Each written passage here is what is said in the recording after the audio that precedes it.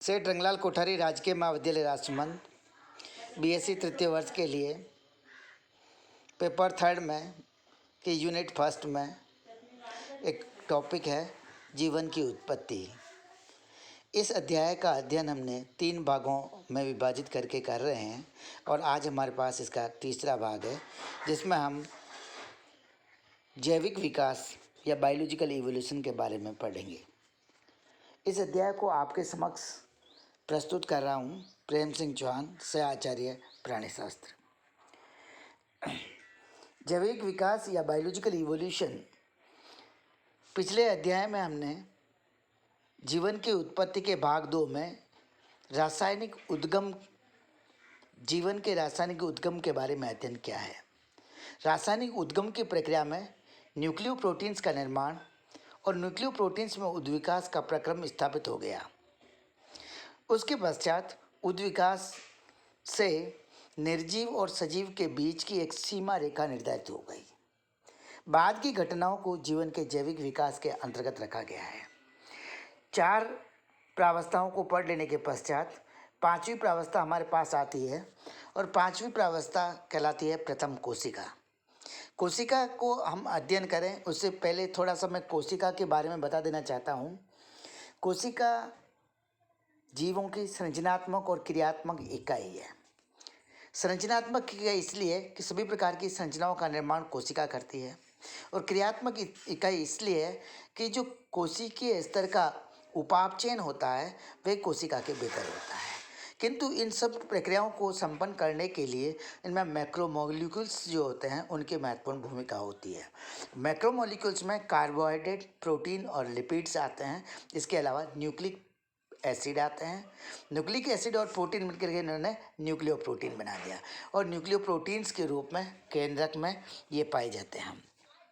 जो 5वीं प्रावस्था या प्रथम कोशिका के बारे में ये हम बात करें तो आदिकाल से किसी भी घटना बस उस समय बने जटिल न्यूक्लियोप्रोटीन्स उन्होंने अन्य अकार्बनिक लवणों के साथ संगठित होकर एक प्रिमिटिव कोशिका का स्वरूप लिया होगा। इस संबंध में 2 परिकल्पना प्रस्तुत की गई है।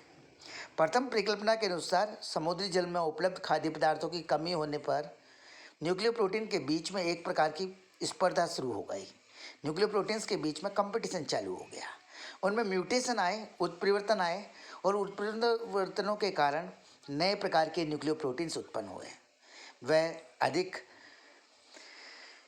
धीरे धीरे या चुपके चुपके होने, ये प्रक्रिया धीरे धीरे और चुपके होने के कारण न्यूक्लियोप्रोटीन्स जो है एक समूह में एकत्रित होने लगे और इस समूह के चारों ओर पौष्टिक पदार्थों के गोल बन गए जिन्हें उन्हें पौष्टिक पदार्थ निरंतर मिलता रहे। संभवतः यह कोशिका निर्माण की सबसे प्रथम अवस्था रही होगी। आदि कोशिका के निर्माण की उपयुक्त परिकल्पना से अनेक वैज्ञानिक सहमत नहीं हैं। उनके अनुसार न्यूक्लियोप्रोटीन अत्यधिक जटिल कार्बनिक पदार्थ है। इनका निर्माण केवल सजीव कोशिकाओं में ही हो सकता है। अतः समुद्र में विभिन्न प्रकार के कार्बनिक और अकार्बनिक पदार्थों के संयोग से जल के समान बूंदों का निर्माण हुआ होगा और बूंदों के अंदर उपस्थित कार्बनिक पदार्थ प्रोटीन्स एक दूसरे के संपर्क में थे जिससे इनमें रासायनिक क्रिया तेजी से हुई और अनेक प्रकार के जटिल कार्बनिक यौगिकों का निर्माण हुआ। इन्हीं में इस प्रकार एक पूर्ण बूंद सदस्य कार्बनिक पदार्थों के अतिरिक्त न्यूक्लियोप्रोटीन्स है। ये पूर्ण कोशिका का अनुमान है कि ऐसी कोशिका का निर्माण अब से लगभग 2 अरब वर्ष पूर्व हुआ होगा। इसके साथ निर्जीव और सजीव के बीच सीमा रेखा निर्धारित हो गई। कोशिकाएं एवं वायरस। संभवतः प्रारंभिक कोशिकाओं में से एक से अधिक जीन वाले न्यूक्लियोप्रोटीन्स के समूह थे। अनुमान में है कि इन समूहों में से कुछ न्यूक्लियोप्रोटीन्स मुक्त होकर पुनः समुद्र में आ गए और एक स्मार्ट प्रारंभिक कोशिका के संपर्क में आकर फिर से उसमें प्रवेश कर गए। नई परपोषी कोशिकाओं में प्रवेश करके ये पहले की भांति सक्रिय होकर जन्म करने लगे और आधुनिक वायरसों के पूर्वज बूंदें वायरस को सजीव कोशिका और निर्जीव कोशिका के बीच की कड़ी समझा जाता है क्योंकि इसमें कुछ गुण सजीव के तथा कुछ गुण पदार्थों के, कुछ गुण निर्जीव पदार्थों के होते हैं। आधुनिक वायरस भी न्यूक्लिक अम्ल का एक आंतरिक क्रोड होता है जिसके चारों ओर प्रोटीन का खोल होता है। मुक्त अवस्था में ये निष्क्रिय रहते हैं, किंतु सजीव कोशिका में पहुंचते ही सभी वायरस परजीवी कहलाते हैं। ये सोचना भी प्रतीत होता है कि वायरस और प्रारंभिक कोशिकाओं की उत्पत्ति का एक ही समय पर हुई होगी। प्रारंभिक कोशिकाओं का प्रतिरूप को यदि हम देखें तो प्रारंभिक कोशिकाएं जो होती है वो पूर्वज कोशिकाओं के अंदर न्यूक्लियोप्रोटीन एक समूह के रूप में पाया जाता है। कुछ कोशिकाओं में ये न्यूक्लियोप्रोटीन संगठित होकर कोशिकाओं के केंद्रीय भाग में एकत्रित हो गए, किंतु कोशिका द्रव्य में स्वतंत्र पड़े कुछ दूसरे प्रकार की संगति कोशिकाओं में संगठित समूह के चारों ओर केंद्र जिले का निर्माण हुआ। इस प्रकार कोशिकाओं को आधुनिक मोनोडर समूह के जीवों का पूर्वज माना जाता है, क्योंकि इस समूह के जीवन बैक्टीरिया, नीले आर्य शैवालों में भी न्यूक्लियोप्रोटीन कोशिका द्रव्य में निलंबित रहते हैं। इनमें पूर्ण संगठित केंद्र का अभाव होता है और दूसरे प्रकार की कोशिकाएं आधुनिक कोशिकाएं कहलाती है, क्योंकि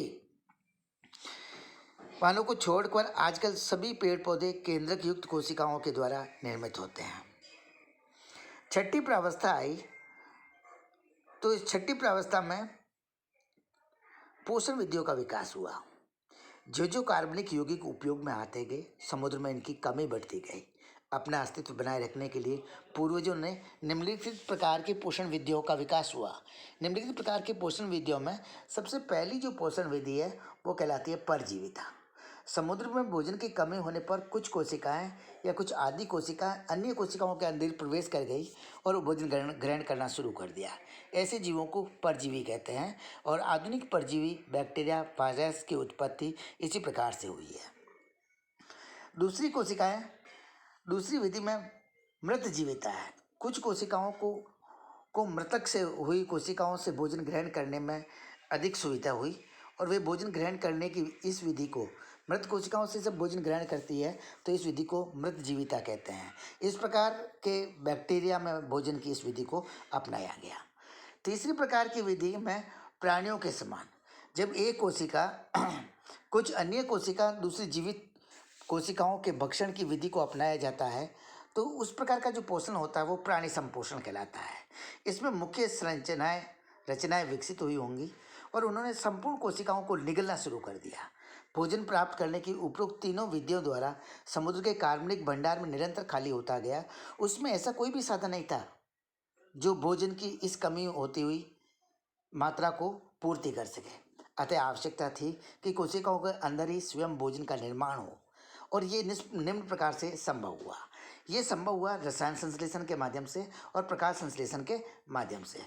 रसायन संश्लेषण के माध्यम से कुछ प्रिमिटिव जो बैक्टीरिया होते हैं उन प्रिमिटिव बैक्टीरियाओं में कार्बन डाइऑक्साइड से कार्बनिक भोजन के निर्माण की क्षमता विकसित हो गई। उन्होंने अकार्बनिक अणुओं से आवश्यक ऊर्जा प्राप्त की।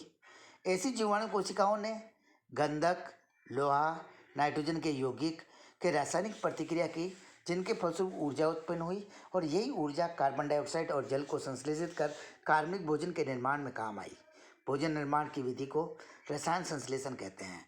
आधुनिक युग में सल्फर और आयरन व्यक्ति रसायन संश्लेषण विधि द्वारा ही अपना भोजन स्वयं बनाते हैं। प्रकाश संश्लेषण ऊर्जा उत्पन्न करने के लिए समुद्र में अकार्बनिक लवणों के सीमित स्रोत के कारण भोजन निर्माण की इस विधि को सजीव कोशिकाओं ने अपनाया और सजीव कोशिकाएं भोजन की समस्या हल नहीं कर सकी तो वास्तव में एक ऐसे स्रोत की आवश्यकता थी जो समस्त भूमंडल की ऊर्जा संबंधी आवश्यकताओं को पूरा कर सके। अतः कोशिकाओं में सूर्य की विकिरण ऊर्जा को पहचानने की होड़ लगी और इस रूप में एक नई विधि का विकास हुआ जिसे प्रकाश संश्लेषण कहते हैं। इसके लिए उन कोशिकाओं में क्लोरोफिल नामक एक यौगिक का प्रादुर्भाव हुआ। क्लोरोफिल अणु की सहायता से जो आदि जीव थे वो सूर्य के एक ऊर्जा को लेकर कार्बन डाइऑक्साइड से क्रिया करके कार्बनिक यौगिकों का संश्लेषण करते हैं। आधुनिक पेड़ पौधे प्रकाश संश्लेषण के द्वारा संसार के समस्त प्राणियों को प्रत्यक्ष या अप्रत्यक्ष रूप से पोषण प्रदान करते हैं। प्रारंभ में क्लोरोफिल पादप और जंतु के समान दोनों प्रकार की कोशिकाओं में विद्यमान था। पादप में एक कोशिकीय जंतु युगलिना इसी का उदाहरण है। आगे चलकर पादप के समान कोशिकाओं से ही वास्तविक पेड़ पौधों का विकास हुआ और दूसरी ओर जंतु के समान कोशिकाओं से प्रकाश संश्लेषण क्षमता के विकसित होने पर विभिन्न प्रकार के जीव जंतुओं का विकास हुआ। इसके पश्चात आती है सातवीं अवस्था। सातवीं प्रावस्था में आधुनिक वायुमंडल का निर्माण हुआ। प्रकाश संश्लेषण जीवों की संख्या में क्रमिक वृद्धि के फलस्वरूप समुद्र में वायुमंडल में मुक्त ऑक्सीजन की कोई मात्रा बढ़ने लगी। प्रकाश संश्लेषण हुआ तो ऑक्सीजन मुक्त ऑक्सीजन बढ़ी। आदिकालीन वायुमंडल में केवल मीठे जल में अमोनिया गैस की मुक्त जीवन से मीथेन में अमोनिया के साथ क्रिया की, जिसके फलस्वरूप कार्बन डाइऑक्साइड और नाइट्रोजन गैसें बनी। मीथेन ने ऑक्सीजन के साथ क्रिया करी और जल तथा कार्बन डाइऑक्साइड बनाई। अमोनिया ने ऑक्सीजन के साथ में क्रिया करी और जल और नाइट्रोजन का निर्माण हुआ। इन घटनाओं के फलस्वरूप आदिकालीन वायुमंडल जो है आधुनिक वायुमंडल में बढ़ गया। अब इसमें अमोनिया के स्थान पर मुक्त ऑक्सीजन, कार्बन डाइऑक्साइड और नाइट्रोजन ने ले लिया। मुक्त गैसों के कारण सजीवों में ऑक्सीजन की पद्धति का विकास हुआ, ऑक्सीसप्शन की पद्धति का विकास हुआ, क्योंकि इस विधि के द्वारा भोजन के जारण से अधिक ऊर्जा मुक्त होती है। निष्कर्ष यह निकला उपरोक्त विवरण से कि जीवन का उद्गम समुद्र में हुआ है। सर्वप्रथम अकार्बनिक पदार्थों से परमाणुओं के सहयोग से अमोनिया, मीथेन, जल जैसे साधारण अणु बने।